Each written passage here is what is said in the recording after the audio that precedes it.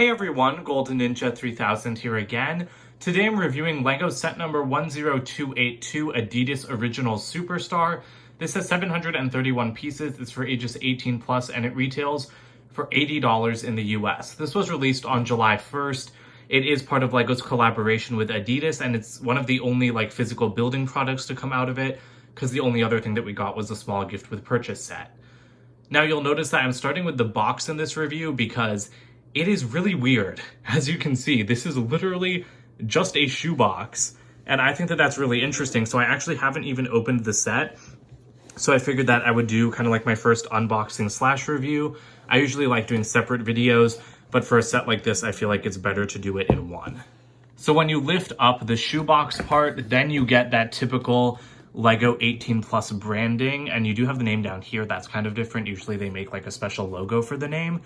And I think that this is a really interesting design, but it's not that successful because when I went to the LEGO store to find this on July 1st, I couldn't even see it. I thought that they were sold out because these were just like closed and tucked away on a shelf.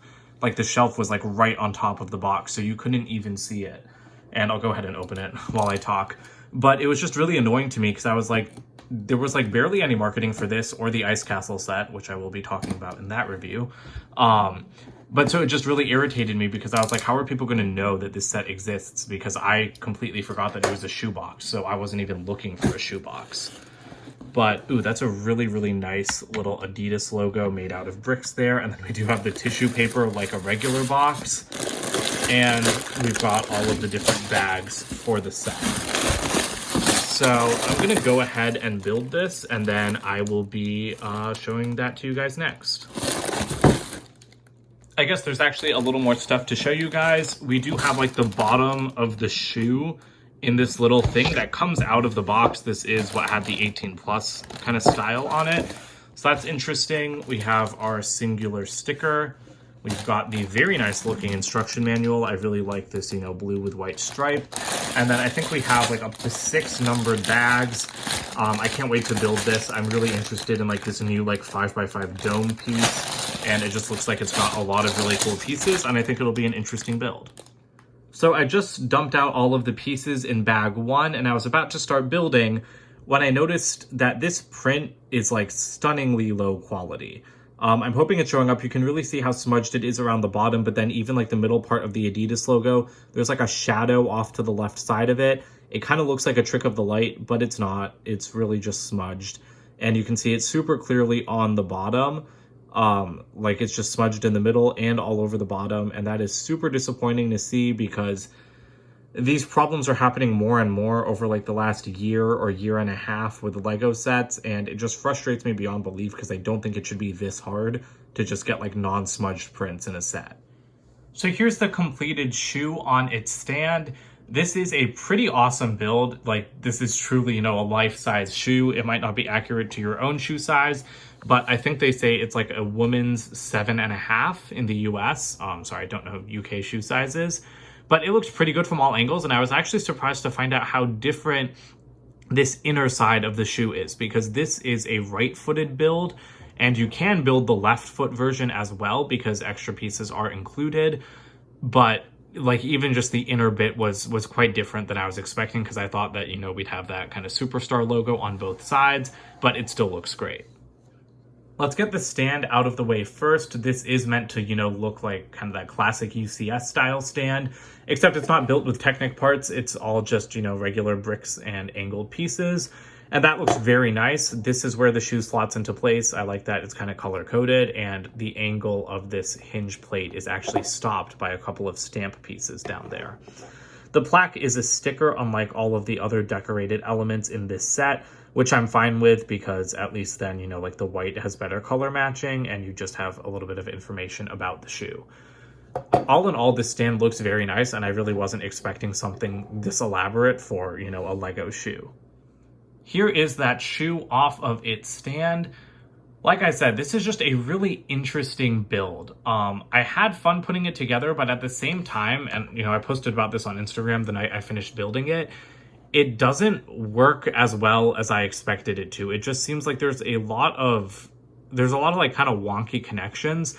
I think it's cleverly designed, but I also think it's not well designed enough at the same time, because just looking kind of straight down the shoe, you can see that the angles of the sides they're uneven. You know, like this one sticks out, this right side, when you're looking down it, this part doesn't fit as tightly to the center section as the left side. And so like that to me is a pretty major design flaw. And then there are a lot of other little things about the shoe that annoys me, but because it looks so good on display, I don't think those things necessarily matter that much in the long run. So I guess we'll just start with this side of the shoe. I don't really know how to review something like this. This is a printed piece with that Superstar logo. You can lift it up and then you can start to see some colors underneath, but it's not really meant to be lifted up. We have the distinctive Adidas stripes down the side, but they are not serrated on the edges like they are on the actual shoe. I think that that's kind of disappointing. You know, like the serrated edges are, like the serrated lines are, you know, a distinctive feature of the Superstar. So I kind of wish that Lego had devised a better solution to that. Like maybe they could have just been printed. Like maybe these pieces could have been white and then just printed with black. But then that, you know, would create some other like problems, because Lego's printing isn't always the best, as we will discuss later in this video. Moving to the back, the way that the heel is constructed was a lot of fun, although putting it in did make me think that it might break. It's like sturdy enough. I wouldn't grab it from back here, but it's not going to completely fall apart if you touch it. And I think that the black and the white blend into each other very well, especially right here when you've got like those two diagonal tiles used. And then at the back, we do have some Adidas prints. Thankfully, these are actually pretty well color matched. Like this isn't a super like washed out white on the black. So I'm happy about that, although it could definitely be a little bit better. The other really annoying thing that you can start to see from here is that you can see all sorts of funky colors on the inside of the shoe, which is just insanely frustrating because like shoes have open ends. This shoe is, you know, like open at the back. So why would Lego leave things like that red piece so exposed up there? Things like that really annoy me because it's not hard to just replace these blues and these reds with normal colors. We'll get back to that in just a second. I did want to bring us back to this side, because you can see that I actually have a piece missing here. After those, you know, like kind of misprinted pieces that I encountered, having a piece missing is really frustrating. And again, this just goes to what I've been saying for like the last year about how Lego's quality control definitely seems to be slipping, because I shouldn't have one set that has like misprinted pieces and a missing piece. Like, yes, these things happen occasionally, but they've been happening so much. And honestly, like all of the times it's only happening in these higher end expensive display sets. It's not happening in like the $20 Ninjago sets I buy. It's always in like the collector's items, and that like ruins the build experience even more. So that was kind of irritating to me. That was just like the final straw for me in being annoyed with this set. Going back to that interior, if you can call it that, there are the prints down there. Let me see if I can get that to focus a little bit more so you can see the smudging on the right of that, you know, Adidas logo. The other prints are pretty good, and I do like how that looks inside. It's all tiled over very well. And then all the way at the back, you can even see that there is a 2x3 Lego brick to represent stepping on a Lego brick. I think that that's really clever, although a 2x4 would make more sense because a 2x4 is more iconic to Lego. But you can kind of see how the sides of the shoe are connected in here, and all of those colors, like I said, are just sticking out. Like, I get that they color-coded it to make it easier to attach, you know, with the green and the red, but they are just so exposed and so easily seen from the inside of the shoe that it's just very frustrating to me. If they were going to color-code them, I really would have preferred that they go with, like, light gray and dark gray, or black and dark gray, something that wouldn't stick out as much as green and red, and then with the blues on the side. You can also see over here some of my frustration with how things connect together. Like the tongue has to be kind of physically pushed to the side to be able to slot down between these plates. That is a little bit annoying. I mean, I can't design a life-size Lego shoe, but considering that this is like the actual designer's job, I do think it's just frustrating that these things don't feel well connected at all. It's like each individual section of the shoe is like a masterpiece of a build, but when it's connected all together, even though it looks really good, it doesn't feel good. The way that you have to connect these things, it doesn't feel right to me. It doesn't like fit together the way I want it to, and so it just kind of bothers me in that sense. Going back to the front, I know we're jumping around a lot, but I have like no idea how to review something like this. We do have real laces up here. I think that that's pretty impressive, and now you guys can get an up close and personal look at how I tie my shoes. threading these laces was like just as difficult as threading a regular shoe's laces to me. I almost went to my mom for help, but I was like, no, you know what? Like, I can figure it out. I'm a grown man. So that was kind of fun though. Like lacing up the shoe at the end was, you know, like one of the most satisfying parts of the build. But again, it was just kind of hard to do considering that the sides sit at like different angles and then like the front connects at like another one. It's just like you can really see up here, like there's such a gap on that side and then there's like no gap on the left side. And I don't know why. I don't know if it's a way I attached it, but it doesn't seem to be because I've like pushed this in as much as it can go and it just doesn't fit together like as tightly as it should. I think it's not like a puzzle piece coming together. It's like kind of just trying to make things fit into place even though they don't really fit super well. And then up top, this is the tongue with the Adidas printing. I do think that this sticks up an obscene amount from the shoe. Like it sticks up way too far and there's not really any way to put it like into the back. You can just lean it back if you like, again, adjust it a little bit. And so I do think that that should have been smaller because this is just like gigantic for any shoe. And you guys can kind of start to see the wobble here. Like when I move it, it's not like this is going to collapse, but again, it's just not connected as well as I think it should be. And if you do like, you know, tug on it a little bit harder, things will just start to come apart. Like I can feel this. You can see it like lifting up. I get that these are hard angles to like accomplish in Lego, but I don't know. It's just not a sign of confidence to me that something like the shoe side can move around so much.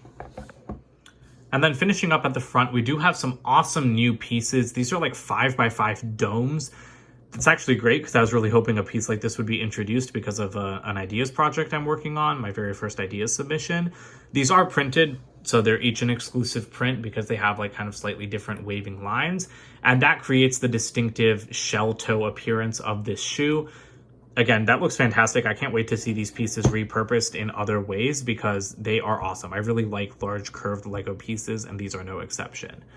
One last gripe that I have though, which I had completely forgotten about actually, is that again, you can see blue shining straight through these little bits at the front of the shoe. That is a major no-no for me. You should not be able to see blue if you just look at the shoe from the front. So again, should have chosen different colors. The sole of the shoe was like expertly crafted though. Again, I think everything on the set is pretty expertly crafted. I just don't like the way that they slot together. But this thing is like, this, first of all, this is really heavy. This set is as a whole is much heavier than I expected, but we've got a lot of cool angles, including, you know, on this side because it has to angle in to create the shape of the foot. And you can really see that down here on the bottom because this does just look like the sole of like, you know, a human foot. And you can see all of like these clever angled plates interacting with each other. And then this spot right here is where the shoe slots onto the stand. So I was actually really confused when I was building it, why I was building a gap there. And then at the end I was like, oh duh, it's for the stand. So that's pretty clever. And again, just like the way that all of these different angles work with each other, you can tell that the designer has a very good understanding of Lego geometry, which is nice. I just think that that geometry could have worked a little bit better in conjunction with each other.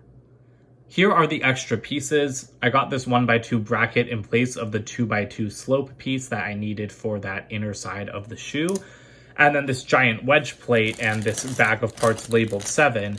This is so that you can build a left foot version of the shoe. You have to go online to get those instructions, but it's really nice that Lego provided the parts. If you buy a second copy of the set, you can make, you know, like a matching pair, and you even get an exclusive, you know, like kind of left side print of that Superstar logo, which again is just really nice. It's really nice that Lego thought about how you could make another, you know, like the other side of the foot really easily. The other foot really easily. Sorry, I'm completely stumbling over my words here. I know we already looked at the box, but I'm going to show it off again quickly just for good measure. Again, love this box, like the best packaging for any Lego set that I've seen, quite frankly. There's that 18+ style. And then on the inside, we do have the instruction manual, which I've left buried at the bottom over here. I do love this like front, like having it kind of in a blueprint Lego style looks really clever to me. Like the blue color a lot. We've got those Adidas stripes on the back. And then we've actually got a lot of information about the shoe in the front, which is nice for someone like me that knows nothing about this shoe. You've got a bunch of different versions of the shoe.